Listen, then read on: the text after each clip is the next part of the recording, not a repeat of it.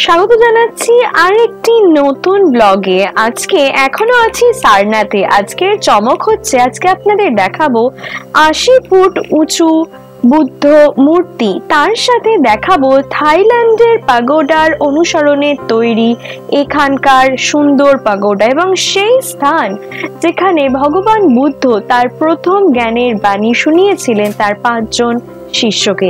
দেখতে থাকুন শেষ পর্যন্ত, সাবস্ক্রাইব করুন আমাদের এই ভিডিওটি এবং অবশ্যই স্কিপ না করে দেখবেন এই পুরো ভিডিও। আগের দিন আপনাদের সারনাথ সম্পর্কে অনেক তথ্য জানিয়েছি, আশা করছি আপনাদের ভালো লেগেছে। আজকের পর্বতেও জানাবো নানান তথ্য এবং এটাও বলে রাখি আমাদের কিন্তু এই যে সাইট সিইংগুলি দেখছেন এগুলো কিন্তু বারাণসী ট্যুরেরই পার্ট। হ্যাঁ, অনেকেই মনে করেন যে বারাণসী মানেই শুধু বিশ্বনাথ মন্দির এবং গঙ্গারতি। হ্যাঁ, বিশ্বনাথ মন্দির গঙ্গারতি তো রয়েছেই, তার সাথে রয়েছে এই অসম্ভব সুন্দর এই স্থান সারনাথ, যেখানে এলে আপনি এত সুন্দর সুন্দর মনাস্ট্রি দেখতে পারবেন, বুদ্ধদেবের সুন্দর মূর্তি দেখতে পাবেন, জানতে পারবেন অনেক তথ্য বুদ্ধদেব জীবন সম্পর্কে।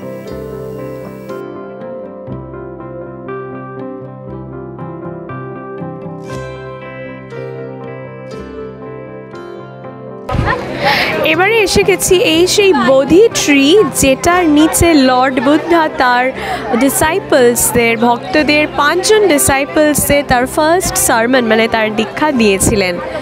এই হচ্ছে সেই ঐতিহাসিক বোধি ট্রি।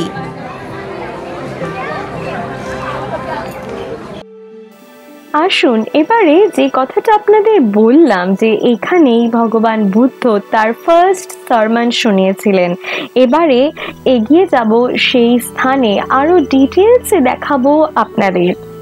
আগের পর্বে আপনাদের দেখিয়েছিলাম সারনাথের ধামেক স্তূপা, জৈন মন্দির এবং মূলাগান্ধা কুটি বিহারা। হ্যাঁ, অবশ্যই মনে আছে আপনাদের।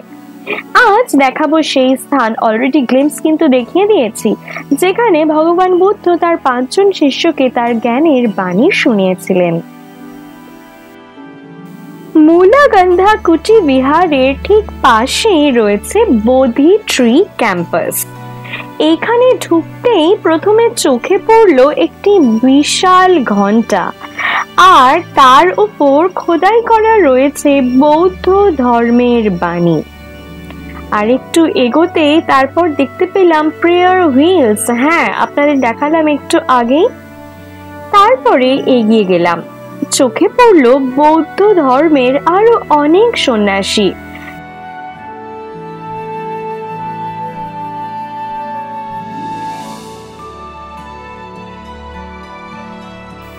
আপনাদের আগেই বলেছি যে এইখানেই ভগবান বুদ্ধ তার শিষ্যদের তার প্রথম বাণী শুনিয়েছিলেন। দেখুন কি সুন্দর করে তৈরি করা হয়েছে এই রেপ্লিকা। মাঝখানে রয়েছে ভগবান বুদ্ধের মূর্তি এবং তার চারপাশে তাকে ঘিরে রয়েছে তার শিষ্যেরা। প্রণাম জানালাম, আশীর্বাদ গ্রহণ করলাম।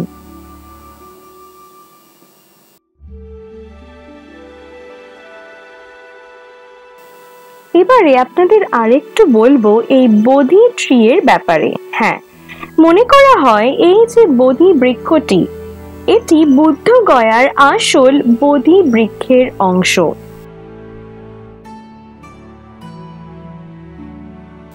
এই বোধি বৃক্ষের চারপাশে রয়েছে ভগবান বুদ্ধের পূর্ববর্তী জীবনের বিভিন্ন মূর্তি। দেখুন কত সুন্দর করে এখানে এগুলো মেনটেন করা হচ্ছে।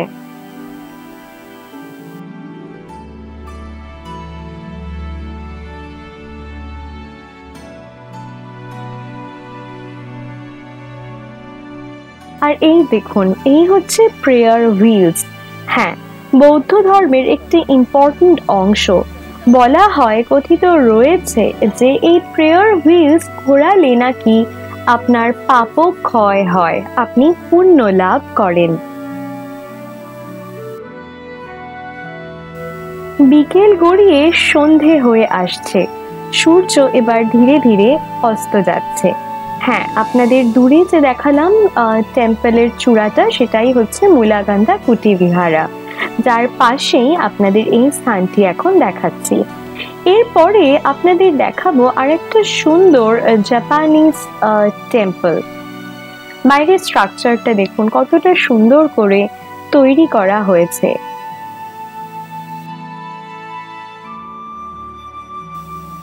এবারে ধীরে ধীরে এগিয়ে যাচ্ছি আরেকটি বৌদ্ধ টেম্পলের দিকে। এখানে কিন্তু অত্যন্ত সুন্দর করে মেনটেন করা হয়েছে, কত সুন্দর করে পরিবেশটা সাজানো হয়েছে দেখুন।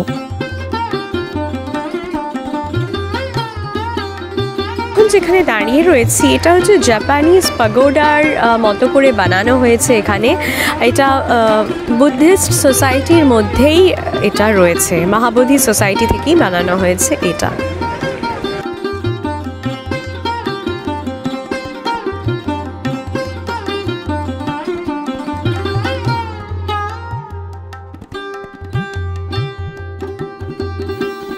ধীরে ধীরে প্রবেশ করলাম টেম্পলের মধ্যে। এখানেও কিন্তু একটা নমিনাল চার্জ রয়েছে যেটা আপনাকে পে করতে হবে ফর ফটোগ্রাফি এবং ভিডিওগ্রাফির জন্য। অনেক লোক রয়েছে দেখুন। আর ভেতরে এসে গেছি, বুদ্ধদেবের মূর্তি দেখতে পাচ্ছি সামনে। গোল্ডেন এই মূর্তি, সত্যি দেখে অনেকক্ষণ সামনে দাঁড়িয়ে রইলাম এবং আশীর্বাদ গ্রহণ করলাম। তারপরে আমরা চলে এলাম একটা বেনারসি ফ্যাক্টরিতে। বেনারসি তৈরি হচ্ছে দেখুন সামনে। এখন চলে এসেছি সারনাথ থাই টেম্পলের মধ্যে।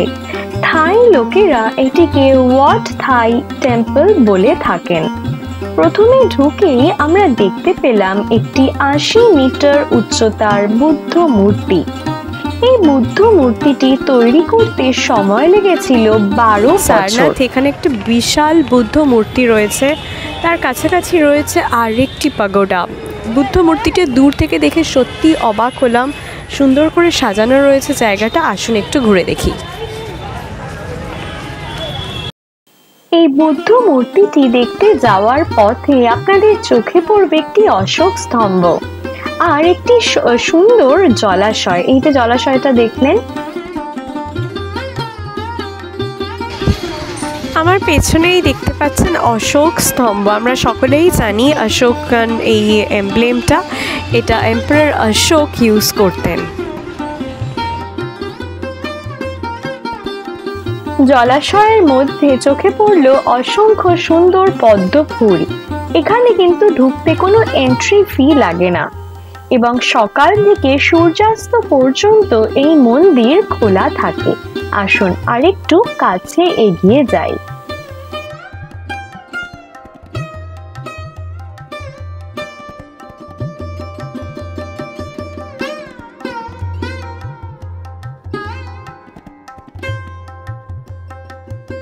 আমার পেছনে দেখতে পাচ্ছেন বিশাল এই বুদ্ধ মূর্তিটি স্ট্যান্ডিং পজিশনে রয়েছে। দেখে এক অদ্ভুত শান্তি অনুভব করছি এখানে এসে।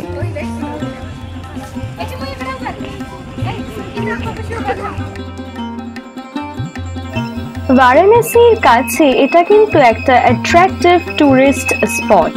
এখানে সারা বছরই টুরিস্টরা ভিড় করেন ভারতবর্ষের বিভিন্ন স্থান থেকে।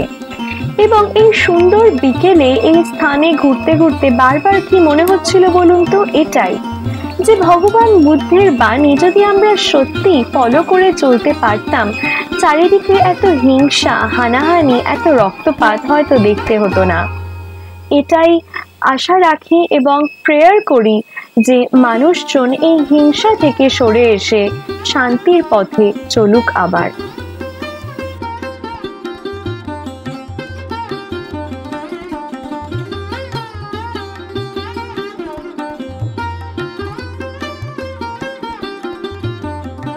এবারে আপনাদের নিয়ে যাব থাই মন্দির দেখতে।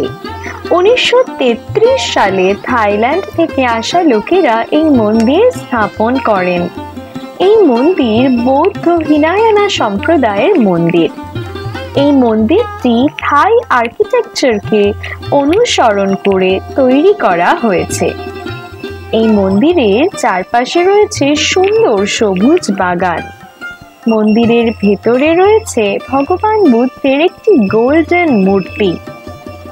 মন্দির থেকে বেরিয়ে চোখে পড়ল একটি লাফিং বুদ্ধের মূর্তিও। এই বাগানে এই লাফিং বুদ্ধ ছাড়াও রয়েছে ভিন্ন মুদ্রায় বসা বুদ্ধ মূর্তি। টেম্পল থেকে বেরিয়ে দেখলাম আস্তে আস্তে সূর্য ডোবা শুরু হয়ে গিয়েছে পশ্চিম আকাশে। মনে হলো এখানেই বুদ্ধদেব আপন মনে এখনো বসে ধ্যান করে চলেছেন এবং উনি মানব জাতির কল্যাণের জন্য আমাদের সকলের কাছেই আমাদের সামনে এসেছেন। তার দয়া, ক্ষমা, ত্যাগের যে বাণী তিনি শুনিয়েছিলেন আজ থেকে বহু বছর আগে, আমরা সেটা যেন কানে অনুভব করতে পারছিলাম। বারবার মনে হচ্ছিল অন্তর থেকে সত্যি সকলে আসুন, ভগবান বুদ্ধের এই বাণী আমরা মেনে চলি, তাতেই বোধহয় এই পৃথিবীর উন্নতি, পৃথিবীর শান্তি আবারও ফিরে আসবে। আজ হাতে আর বেশি সময় নেই, ফিরে আসবো খুব শীঘ্রই গঙ্গারতির পর্ব নিয়ে।